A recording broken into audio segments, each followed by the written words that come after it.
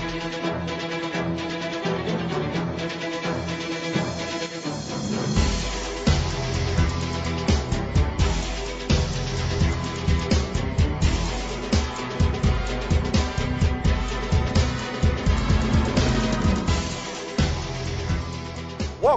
to the NFL Show on the Grueling Truth Sports Network. The NFL Show is brought to you by BetNow.eu. Make sure you use the promo code TRUTH100 to get a cashback bonus on your first deposit.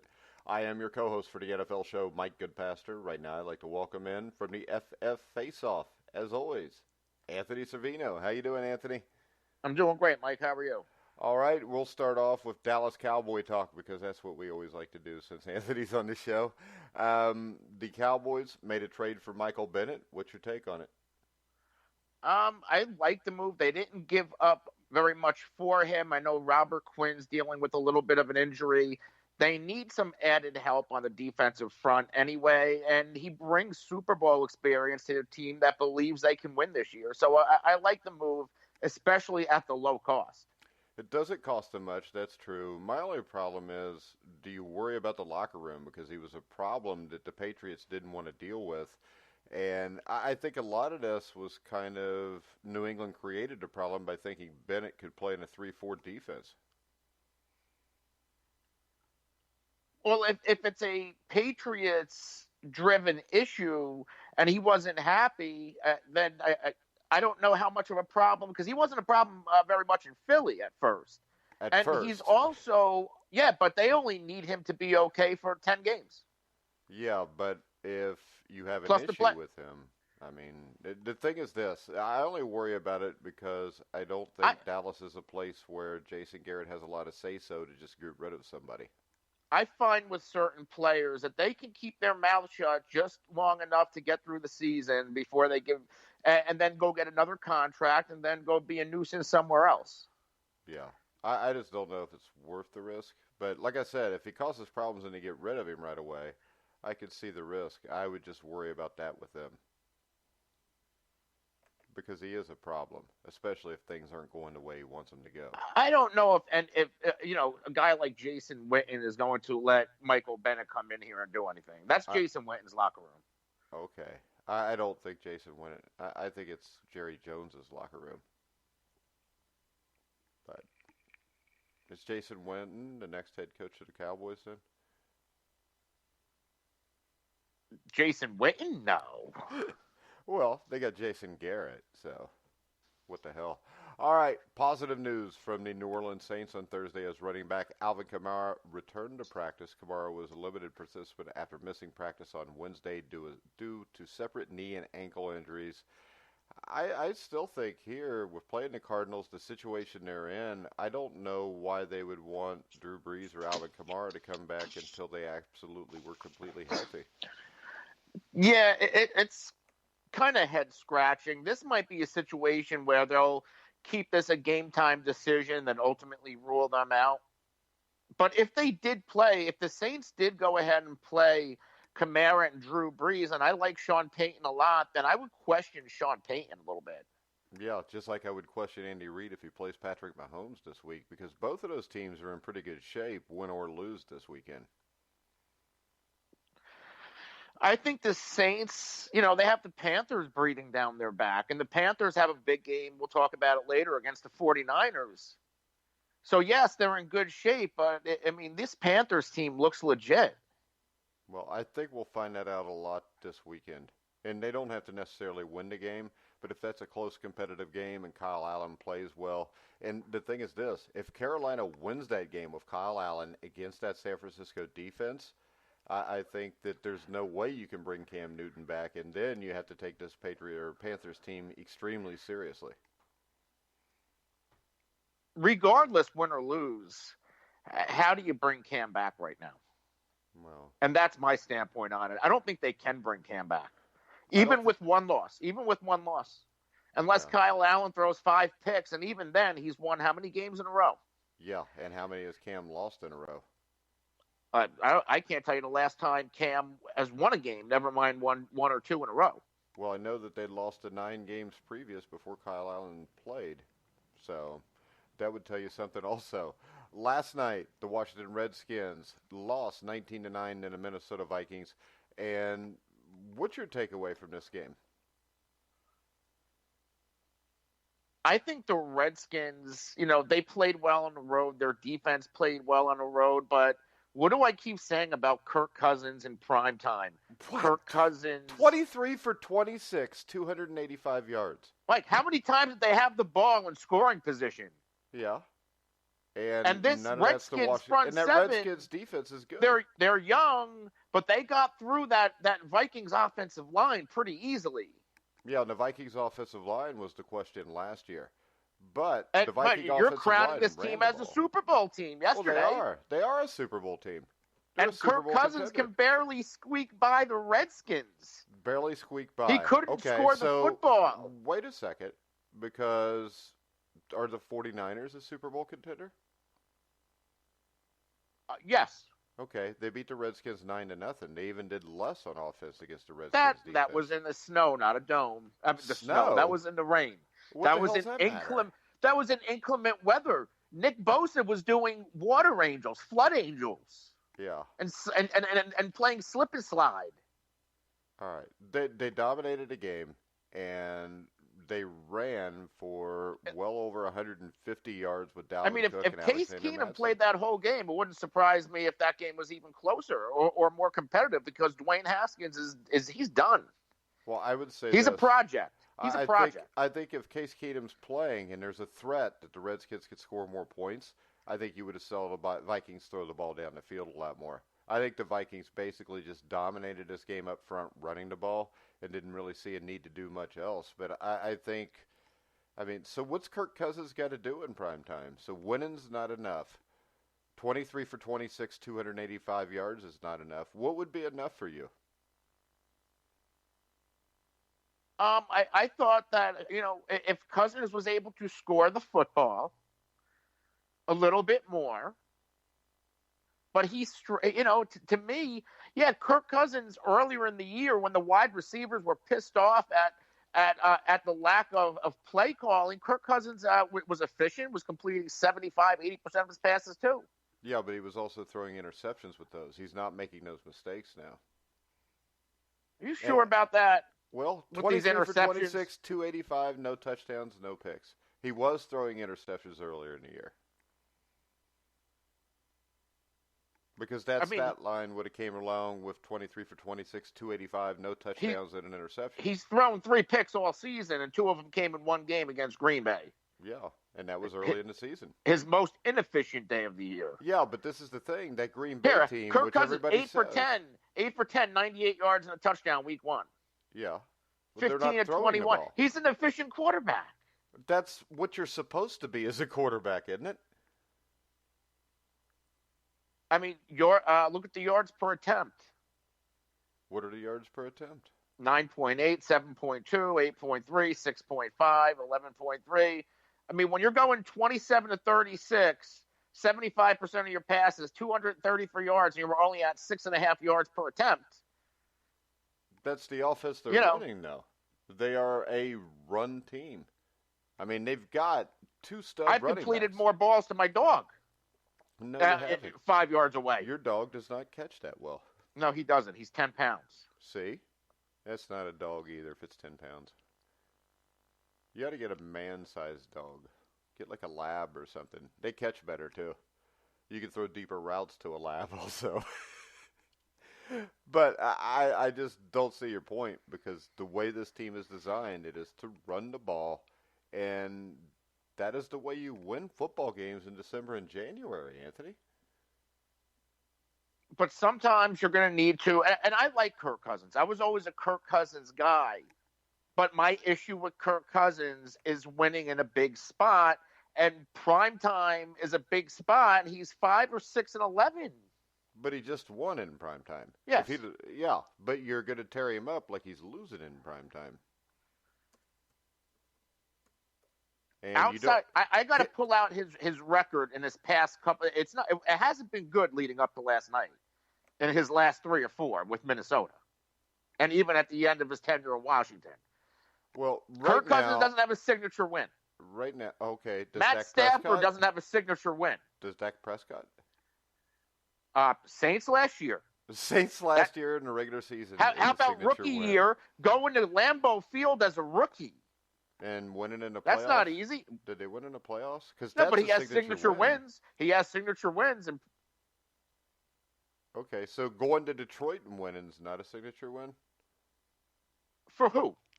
For Kirk Cousins. He threw 4 touchdown passes that game and over 400 yards. If you want to call that a signature win. Well, you want to call a meaningless game in Green Bay. I mean, what kind of record did Green Bay have that year, his rookie year? I'm just saying, when you're a rookie and have to go to Lambeau Field, a very hard stadium to play in against Aaron Rodgers and win the game, I would say that's a big win for a rookie quarterback. So Kirk Cousins. And then last year, Thursday night, Cowboys a couple of weeks removed from being dead in the water. They handle Philly. They go to New Orleans, a game that nobody thought Dallas would win. And in the end, it's Dak Prescott sealing the game with a 3rd down run. A 3rd down run, not a pass. A run, right. And what was the final score of that game? Like 17-10? But he won. The defense won the game. The running game won the game. He didn't win the game because it doesn't count no matter what he does. The Redskins, the Vikings guaranteed Kirk Cousins all that money. Yeah. To throw the football and win games. No, they did it to win games because they're also paying Dalvin Cook well. What are Kirk Cousins' numbers right now? How many yards has he thrown for? He's always been a big number quarterback. You just said he wasn't a big number quarterback because you gave me the 8 for 10 and no, told me only ever 6. Yeah, I know, but how many yards this season has he thrown for? 1997, 249 a game, which is a career low. Okay, and which is a career low. Dak Prescott's thrown for 2,000. What's his touchdowns to interceptions? 13-3.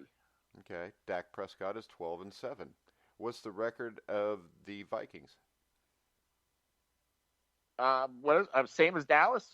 No, I don't think it is.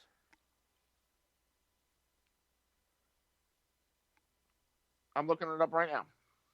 Well, the Cowboys' record is 6-2. 4-3. 6-2. Yeah, the Cowboys are 4-3. So it is obvious that so far this year, Kirk Cousins has outplayed Dak Prescott. Well, in a couple of weeks they play each other. Yeah. And then Dak will prove why he's a superior quarterback. Yeah, Dak will prove why he's a 2 superior weeks. quarterback. Mm-hmm. Now, my problem with that is... And then after that, Dak's going to go to New England. Yeah. And do the job. Uh-huh. Nobody believes this. You don't even believe this. I say it with a little bit of sincerity. No, you don't. They're going to get their ass smashed. Okay, we'll see. I will also say this. Last night, Stephon Diggs, 7 receptions, 143 yards, 20 yards per catch. I will also say that if you had Adam Thielen, this is probably a 33-9 game. Which I would have liked much better because I bet the over. I'd at least had a push on the 42 points. Right, and if Kirk Cousins did his job, he would have had your over. You would have had the over. No, he did his job.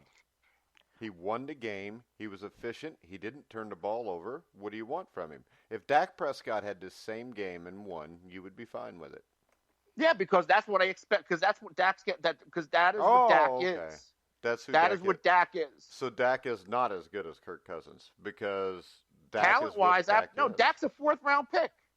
What's that matter? Kirk Tom Brady's a 6th-round pick. Does that mean Dak should be better than Tom Brady? Oh, yeah. Kirk was a 4th-round pick too, but Dak is a different quarterback. I don't know. Dak's about the intangibles. Dak can win a game. He has no intangibles because he hasn't won anything. Quarterbacks with intangibles win games you don't expect them to win. They win championships. Don't give me Dak Prescott with the intangibles. His intangibles have been crap so far. Where were his intangibles in New York against a crappy Jets team where he got beat? Isn't that a signature loss when you lose to a crappy team? Dak can't do it. Listen, Dak can't do it by himself. Dak but can't Kirk Cousins can, right? Can he? No, because there's like 3 guys in the NFL that can. Okay. There's levels here. The top level are the guys like Brady, Rodgers, Wilson. The next level are guys like Watson, who couldn't go to the next level. Patrick Jason Mahomes, Witten who could. on Dak's leadership and Oh, intangibles. It's jeez. unlike I've ever seen. Oh, man. Yeah, because Jason Witten, wait a second. 15 years in the Yeah, NFL. 15 years. Who are the 15 quarterbacks he years. played with? He played with Dak Tony Prescott and Romo. Tony Romo. Tony Yeah. Romo. I don't think anybody's ever going to say, Tony Romo had awesome leadership and tangibles. Unlike he's ever seen. Yeah, because he's never seen it. Ever. Witten calls Dak unbelievable. The de facto leader of this football team. A leader of a football team that never He goes has past the it first factor. round. Yeah. Should I keep going? Factor. You can keep going all you want, but Jason Witten's a Dallas Cowboy. Show me somebody else that says that it plays against him. Jason Witten is used to dealing with a place where Jerry Jones and Jason Garrett run things. It's not like there's a high bar set in Dallas. Dallas hasn't been a great franchise since Jimmy Johnson left. You can say it all you want, but you know what? I mean, I could think that George W. Bush was the greatest president of all time, if that's the only one I ever saw. And by the way, I don't think that. It was just an analogy. So we'll find out what Dak's got in the playoffs. We'll find out what Kirk Cousins has got in the playoffs. Doesn't really matter much to me who wins a regular season game, because also the year the Cowboys beat the Packers in Green Bay, is that also not the year where the Packers came back and smoked Dallas in Dallas? I wouldn't call that smoking. Oh, okay. Well, the thing where Dallas scored on seemingly every possession? Right. The point is this. A signature win is winning that game. It's not beating Green Bay in the regular season. Okay. I mean, if it is, was Carson Wentz beating Green Bay in Green Bay a signature win? Because I was ready to call it a pretty signature win in Carson Wentz's career. Absolutely. But you never called it that. No. Because the next week, the next couple of weeks, Carson Wentz proved that what he is. Oh, so a signature win doesn't matter if you play poorly in the next game or two. So what is a signature win? A signature win is you get a huge win and then you don't lose again?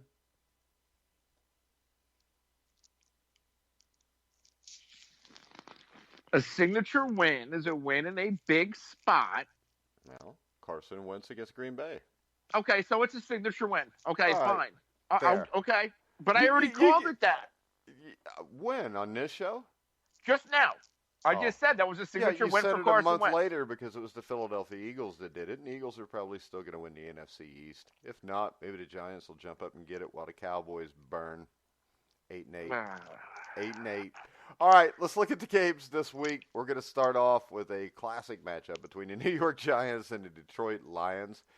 Anthony, I think we're going Lions here. Agreed?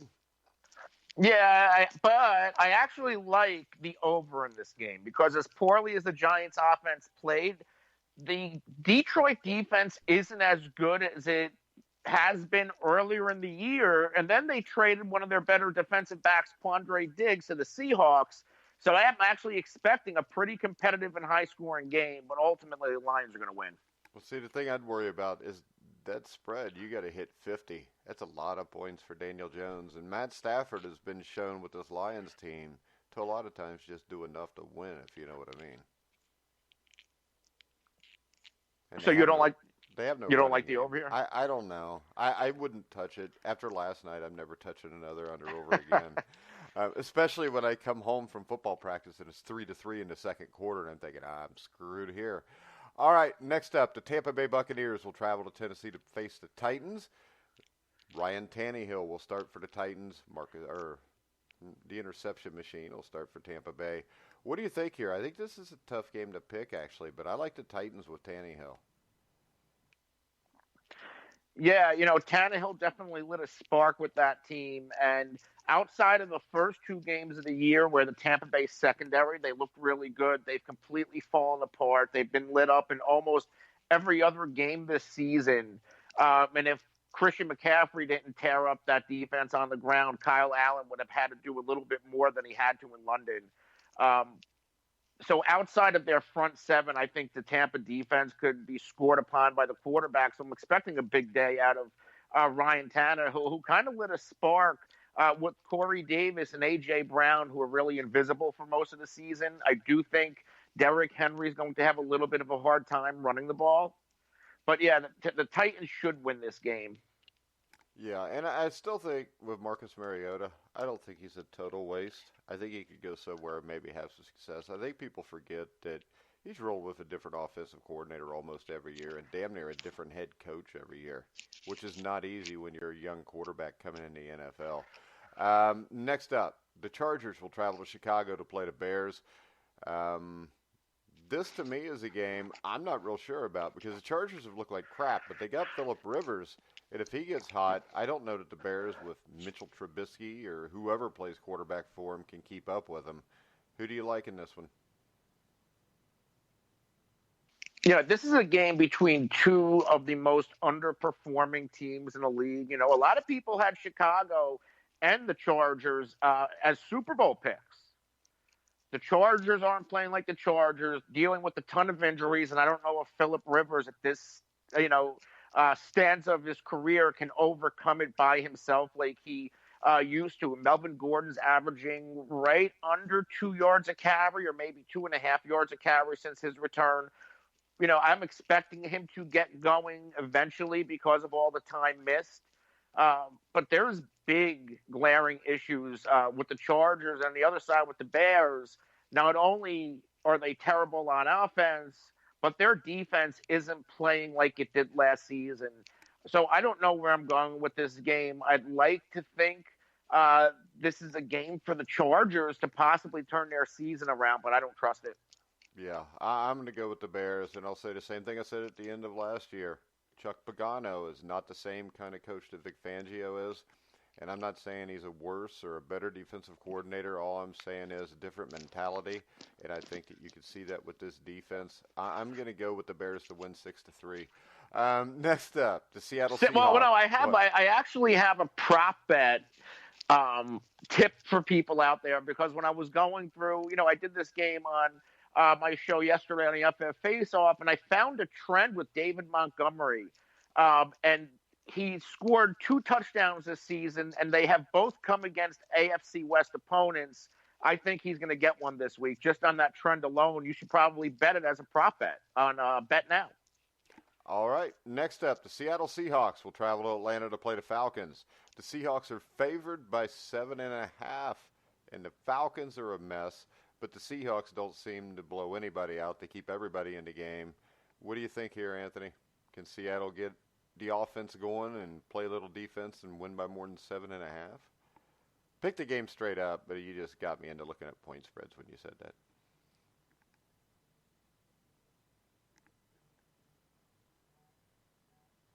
You there? Yeah, the Falcons are reeling.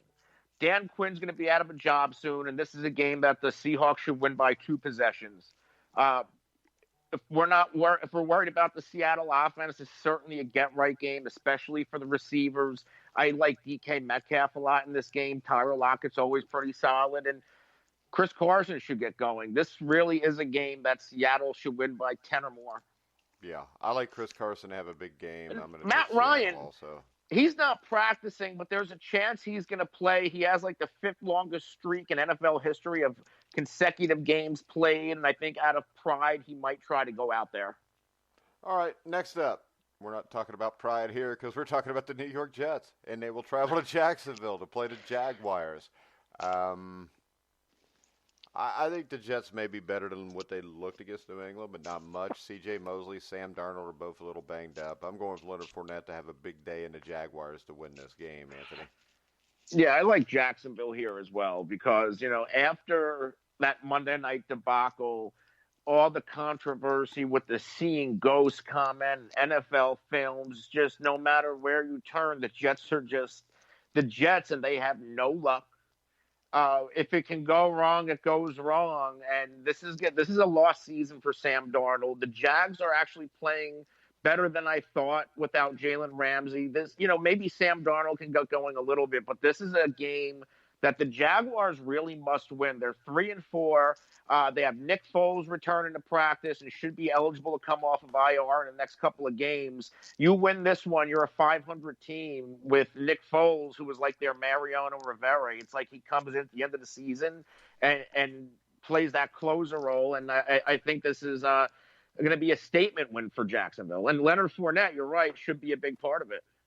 All right, we got a tough matchup to call here. The Philadelphia Eagles, who are beat up, will travel to Buffalo to take on the Bills, who've only got one loss this season, and I think may be the best defense in the NFL. I like the Bills to win this game with their defense. I just think there's too many injury issues in Philadelphia and maybe some other issues we don't see. I think this is going to be a little bit of a tough game for the Buffalo Bills because we know all the games Eagles are tough for the Bills, though. There's not many blowouts with them. But, it's not like the Eagles they're better than what they played against Dallas. You can get that running game going with Jordan Howard. You can get some of these playmakers going. And if the Bills are forced to go punch to punch with Carson Wentz and the Eagles, if the Eagles do get a 2-possession lead, I don't know if Buffalo has enough on offense to get through it. So their defense is going to have to carry them and possibly have to hold Carson Wentz to 14 points. So who do you like? I actually I want to say Philly, but I think the smarter plays Buffalo. Yeah, because I actually think Buffalo can hold Philly under 14 points. I mean, we've seen lesser defenses do it last week. Next up, the Cincinnati Bengals. Okay. Well, they are a lesser defense than Buffalo. The Cincinnati Bengals are in London. This is it. Cowboys won 37-10. Can't give them any respect. No. Well, they got to earn it. You got to have a signature win, and that was a beat-up Philadelphia team. They don't have a signature win this year. They've got some signature losses, but no signature wins. Why can't that Philly game wasn't a signature win? No, playing a beat-up Philly team at home, they were just as beat up. Only the Cowboys showed more heart. Oh, yeah, and their injured guys were out there. You know what? If showing heart had anything to do with it, the Cowboys couldn't win. Because Dak has the intangibles that rallies a team. Oh, yeah. It was Dak's intangibles. The Eagles had a quarterback with intangibles, and he's in Jacksonville. How about this? The Eagles got the hell beat out of them the week before by Minnesota also. And Kirk Cousins threw for like 1 billion yards. Yeah, and they took Philly's morale, and if Carson Wentz was a leader, he'd be able to raise the morale of a team. Instead, that locker room is beginning to split. Well, then how did the Cowboys lose 3 consecutive games? Including a game at They were New York overzealous. They were overzealous and overconfident. But a team with intangibles leading them would not be overzealous and overconfident. What do they say in the Bible? Sometimes a sheep goes astray. It says somewhere. All right. Next it up. It strays from the flock. Next up, Opie Taylor will lead his Cincinnati Bengals to London to get the hell beat out of them by the Los Angeles Rams. I'm going to take the Rams here because I'm not stupid. How about you, Anthony? Yeah, this is a pretty easy game to pick because I can't find anything good to say about Cincinnati. The Rams, their defense looked better, and this was a couple of days after Jalen Ramsey. Now he's going to get comfortable in the system, but the Rams should blow this game open. Yeah. Next up, the Arizona Cardinals and Kyler Murray, 3-3-1 now, and with a shot at the playoffs, will travel to New Orleans to take on the Saints. We don't know who's going to play quarterback. I can assume it's Bridgewater, but you never know. Alvin Kamara may miss this game, but it doesn't really matter. The Saints' defense and running game, I mean, this is a deep team that's well coached. The Saints win this game, Anthony. See, I actually think it's going to be a hell of a lot closer than some people. I didn't say it was going to be a blowout. I just said the Cardinals are a hot team.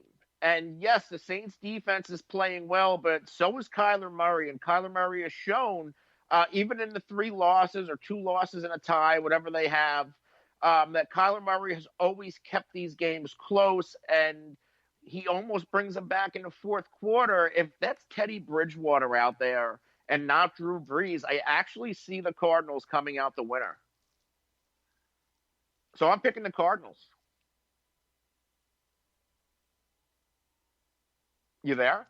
Yeah, I'm here. No, I'm not in shock. I'm just disappointed. All right, next up, because really the Cardinals have not beaten anybody. They beat like the Giants, the Bengals, and who? Some crap team. It's all they beat. Then So they when tied the Lions. yeah, they tied the Lions. I don't think the Lions are the Saints. Next up, the Denver No, but Broncos. What? Lions were one of those teams you were touting pretty hard Yeah, back I in think week they're a 3. good football team. It was also week 1, and they also got outplayed for 3.5 quarters. And I think that Detroit is nowhere near the Saints, though. You never heard me say that I thought Detroit was a Super Bowl contender. I thought they were a contender for the wild card. Okay. So, all right, next up, the Denver Broncos will travel to Indianapolis to face the Colts. Jacoby Brissett's been on fire. Joe Flacco and the Broncos offense hasn't. What do you think here, Anthony? I mean, I don't see any way that Denver will win this game. Well, Oakland did go there and win, and we didn't see any way Oakland would. But I agree with you. I don't see any way Denver can. Oakland's at least got Derek Carr and Josh Jacobs.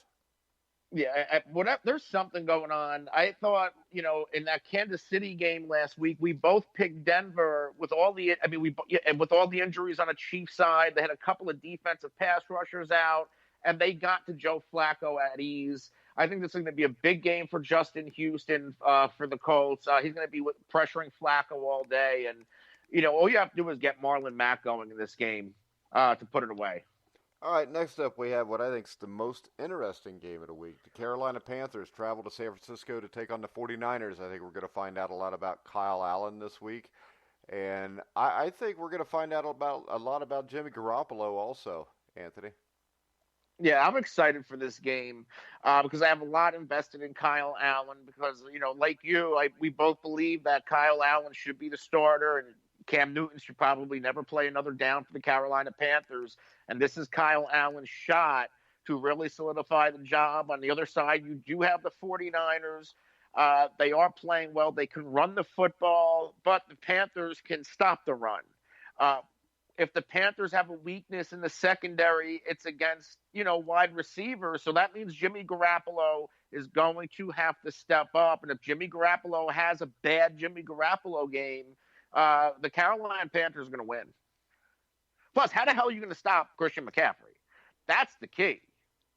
Well, we've had teams that have stopped him. And then Tampa Kyle did Allen's twice. played big and still won the game. I'm going to go with the 49ers in a really close game, though. But it would not surprise me if the Panthers win this game. I'm going Carolina. The Carolina offensive line still worries me. And with that San Francisco front coming after them, I think they're going to limit the amount of points they can score there. I think Quan Alexander will have a big game. So I'm going to go with San Francisco by a point or two, but it wouldn't surprise me either way. Next up, Derek Carr takes the Oakland Raiders to Houston to battle Deshaun Watson, Anthony. I broke up. You broke up. Raiders at Texans. See, I think this is a game that the Texans are going to win. They are coming off of a tough loss last week against the Colts. Oakland got absolutely blown out by the Green Bay Packers and went ahead and traded their second-year corner, Gary and Conley, to this Texans team. So they're going to be with the number 2 and number 3 corners as their starters. Deshaun Watson is playing hot right now. So I see the Texans winning this by 2 touchdowns at least. Because we don't know if Josh Jacobs is going to play.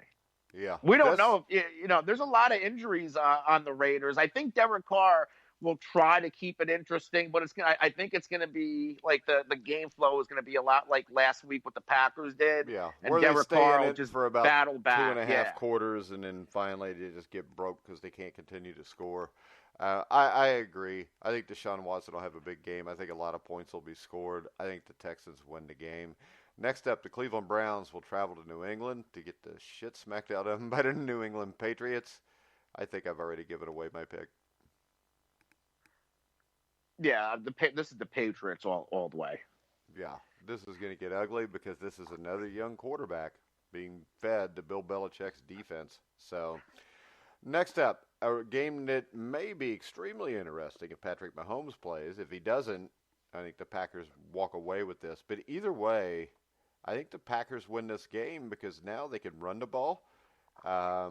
Defensively, I think they can hold up a little bit. I think the Packers are a better team than the Chiefs, whether Mahomes plays or not, which is another reason why I think it's nuts for Patrick Mahomes to play in this game. I think if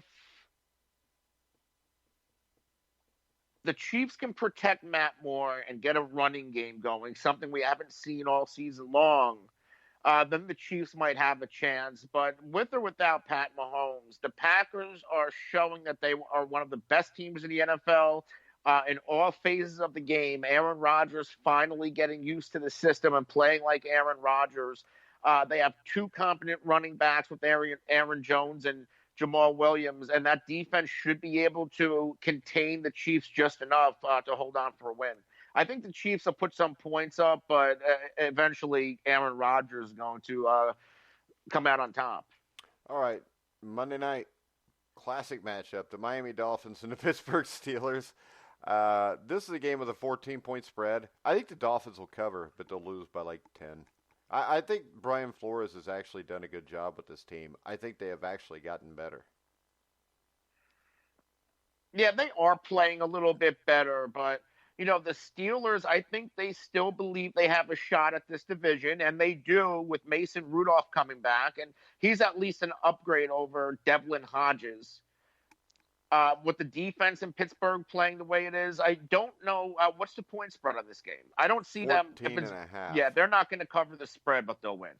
All right, and also Devlin Hodges is a better choice at quarterback. Any reason why? He's better than Mason Rudolph. I'm not a big Mason Rudolph fan. I don't think his mechanics are great. I think the release is a little slow. Neither was Tom Brady's. Isn't that what you said before? Or Dak? I don't think I ever said that. No, I said Dak doesn't throw guys open. He still doesn't either, by the way. But he has better receivers that get open. And I like Dak Prescott. Devlin Hodges could be a quality NFL quarterback. I'm not saying he's going to be a great one, but I can tell you this. If you watch the college film of Hodges and the college film of Rudolph, to me, Hodges looks more like an NFL quarterback. And I really like the confidence the kid plays with. And I think that is a huge part of being a big-time quarterback. I don't see that as much with what I like to call Landry Jones Jr., Mason Rudolph. And it's not like they really let either one of them throw the ball down the field yet, so it's hard to tell. I'm just going off of what I saw at college. And at Samford, Devlin Hodges looked like the real deal. And he can throw the ball down the field. I think he reads the defense better. And I think that Rudolph was in an offense at Oklahoma State that was more of a pre-snap read. You throw it here or here, you get the hell out of there. I think Hodges played in an offense where he had to read the whole field. I'm not sold that either one of them is the real deal by any means, but I would just go with Hodges right now over Rudolph. But I've been wrong before. Eli Manning, I thought was going to be shitty, but then he won 2 Super Bowls. So even though I still think he might be kind of shitty, he won 2 Super Bowls, so I just sound stupid if I continue on that route.